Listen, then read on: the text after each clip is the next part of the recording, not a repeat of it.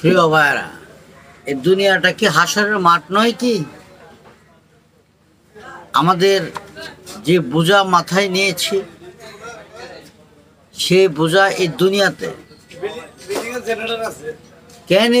কে নেবে সেই বোঝা? বোঝা তিন প্রকার। একটা হলো পাপের বোঝা, একটা হলো ধন সম্পদের বোঝা, আরেকটা হলো নেকের বোঝা। তিনটা বোঝা আমরা মাথায় নিয়ে চলছি।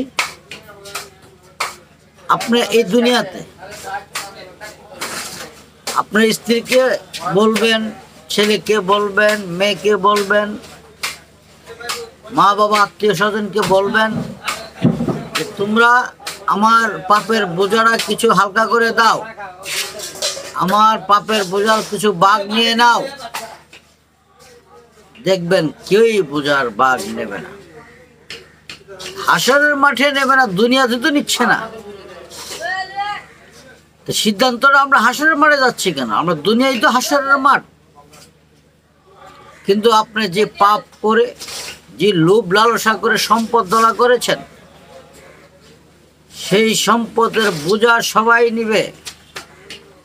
গন্ডা কাটা ফুট ইঞ্চি হিসাব করে আপনার সম্পদের ভাগ ছেলে মেয়ে স্ত্রী সবাই নিয়ে যাবে, কিন্তু পাপের বোঝাটা কেউই নেই।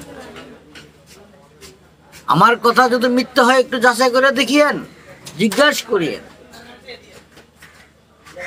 বোঝা, পাপের বোঝাটা তোমরা একটু নিয়ে নাও, কেউ নেবে না। সম্পদের বোঝা নেওয়ার জন্য সবাই অস্থির হয়ে থাকে, পাগল হয়ে যায়। তো আমি সবাইকে বলবো, আমরা যে পাপের বোঝাটা যত সম্ভব নিজের বোঝা নিজে হালকা করতে হবে। এটা সম্পূর্ণ নিজস্ব ব্যাপার হয়ে গেল, কখনো এটার ভাগ বন্টন নাই। নিজের বোঝা নিজেই বইতে হবে। যত বোঝা আমরা হালকা করতে পারি, এতই নিজের চিন্তা নিজে। আমরা আরেকটা বোঝা আমরা আছে, এটা প্রেমের বোঝা। আমরা যদি আল্লাহ সান্নিধ্য লাভ করতে পারি, প্রেম দুই প্রকার। একটা হলো অন্তরস্থল থেকে আল্লাহকে ডাকা, একটা হলো বাহ্যিক জগৎ মানুষকে দেখানো। মানুষকে দেখানোটা কোনো প্রেম নয়, প্রেমও হয় নীরবে। প্রেমের কোনো বাদ থাকে না, প্রেমের কোনো বন্ধন থাকে না। যখন আপনি যাকে ডাকবেন তার সাথে সাক্ষাৎ হয়ে যাবে, প্রেম হয়ে যাবে, এখানে আর কিছু থাকে না। আমাদের বোঝা যত হালকা করতে পারি, এটা সম্পূর্ণ নিজস্ব।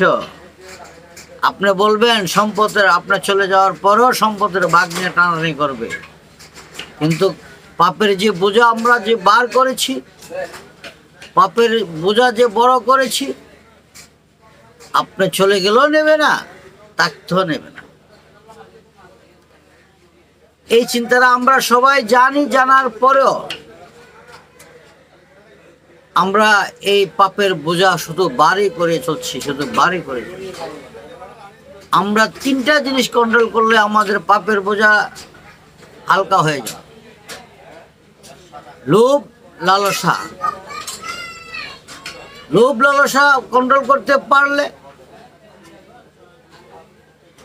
আমরা সমস্ত কিছুই কন্ট্রোল হয়ে যাবে। প্রত্যেকটা মানুষ শুধু বলে, ভাই নামাজ পড়ো, রোজা রাখো। নামাজ কিন্তু পবিত্র হওয়ার জন্য নামাজ পড়তে হয়, পবিত্র হয়ে নামাজ পড়তে হয় না। নামাজ পড়বো কিসের জন্য? পবিত্র হওয়ার জন্য। আর সেই নামাজ আমরা হয়ে আর পবিত্র হতে পারলাম না, আমাদের তো আর নামাজই হলো না। তাই আমি সকল ভাইদেরকে বলবো, পাপের বোঝারা যতটুকু সম্ভব আমরা হালকা করার চেষ্টা করব। সবাইকে আল্লাহ তৌফিক দিক। সবাইকে হেদায়েত করুক। আমার জন্য দোয়া করবেন, আমি আপনাদের জন্য দোয়া করি। আসসালামু আলাইকুম।